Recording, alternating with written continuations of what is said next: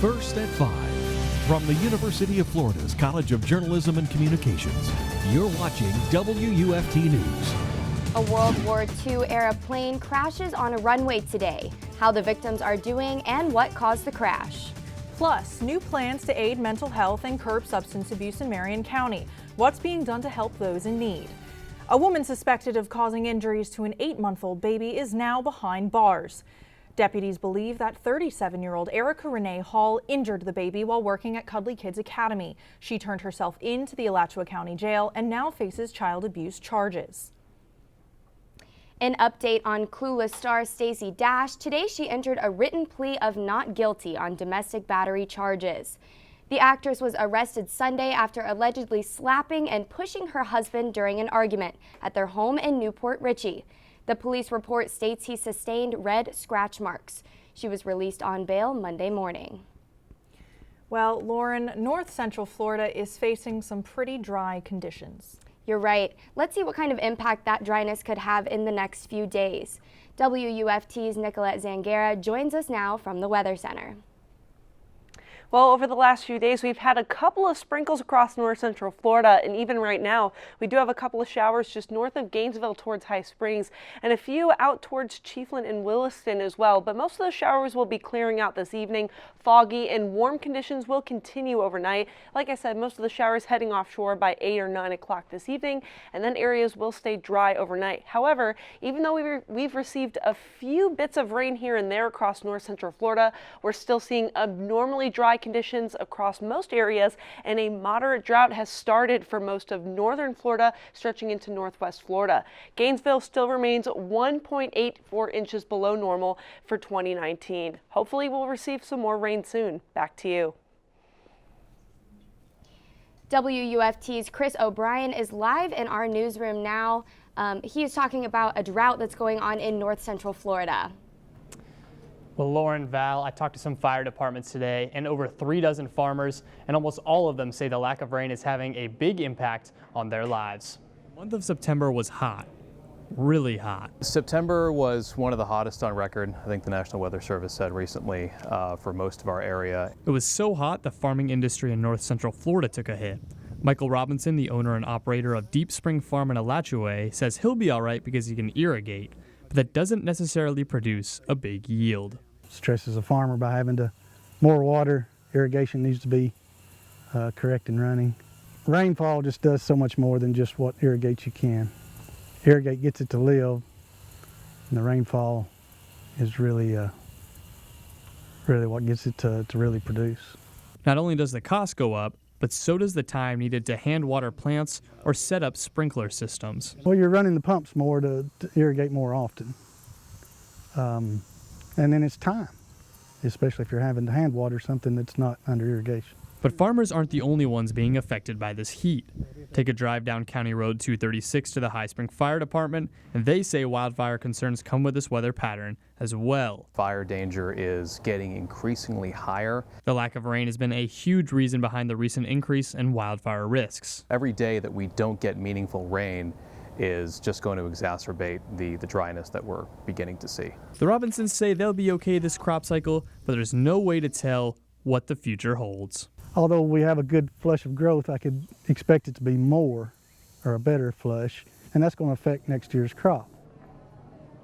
The Robinsons say they're one of the lucky ones. Livestock and dairy farmers have to spend even more money trying to take care of their animals. Live from the newsroom, Chris O'Brien, WUFT News. Thanks, Chris. Florida wildlife investigators are trying to figure out what happened to a headless alligator found on the side of a road.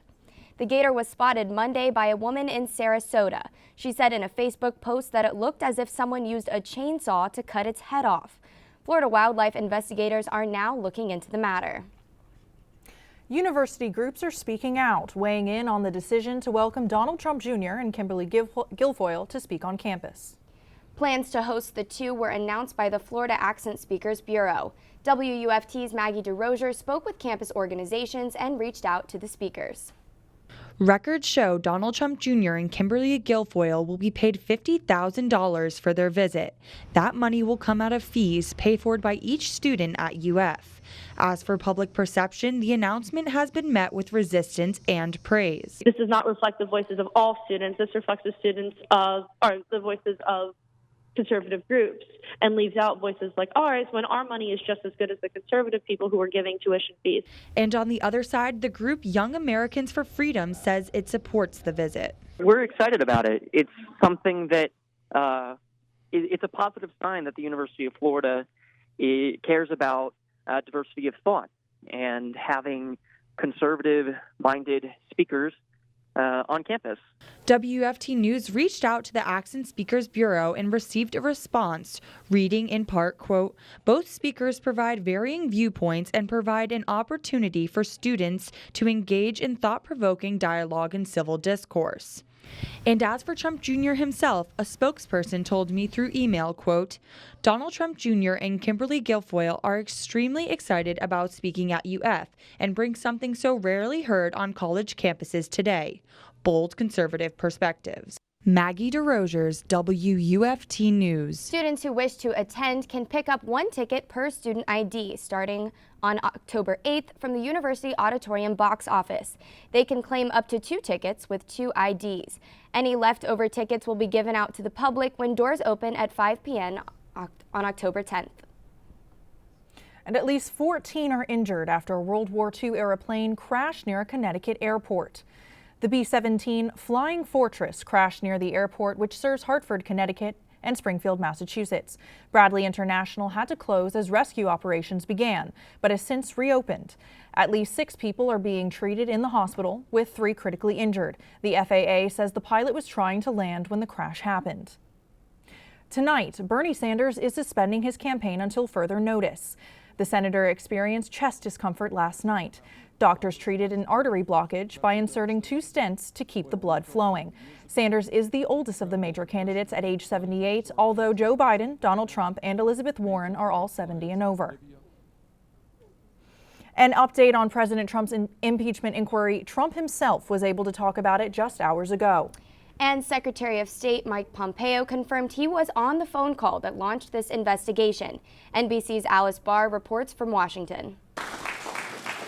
With the impeachment inquiry against him gaining momentum, President Trump is lashing out. The whole thing is a scam. Again, raising questions about whether he would honor the whistleblower's legal protections. I have a lot of respect for whistleblowers, but only when they're real. The president tweeted an expletive to describe the investigation and hurled insults at Democratic lawmakers leading it, including House Intelligence Chairman Adam Schiff. He should be forced to resign from Congress. Adam Schiff, he's a lowlife. This after Chairman Schiff and House Speaker Nancy Pelosi laid out an aggressive schedule to get to the facts. This is about the facts relating to the Constitution, and that is how we will proceed. House Democrats announced today they will subpoena the White House for documents related to the president's July phone call with the leader of Ukraine, in which the president sought damaging information about political rival Joe Biden. Secretary of State Mike Pompeo acknowledging today he was on that call after hedging since this story broke. As for was I on the phone call, I was on the phone call. In a surprise move today, the State Department Inspector General asked to meet with House committee staffers to go over Ukraine-related documents, all while Secretary Pompeo is insisting State Department lawyers have to be present in any of his staff's depositions to protect sensitive information.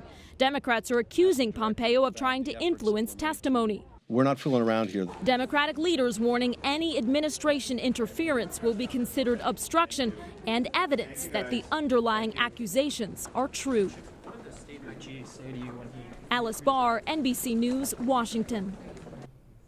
The former U.S. Special Envoy to Ukraine is set to testify before lawmakers tomorrow.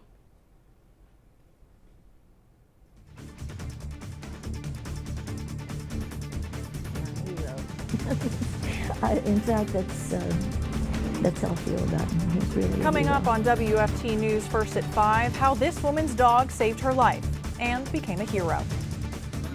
Plus, 2 students were arrested from a Miami-Dade middle school. The serious charges they now face. Those stories and more coming up after the break. Also, 2 fronts are on their way. A backdoor front is expected to move through this weekend, which could raise our rain chances Saturday and Sunday. I'll have that and more after the break.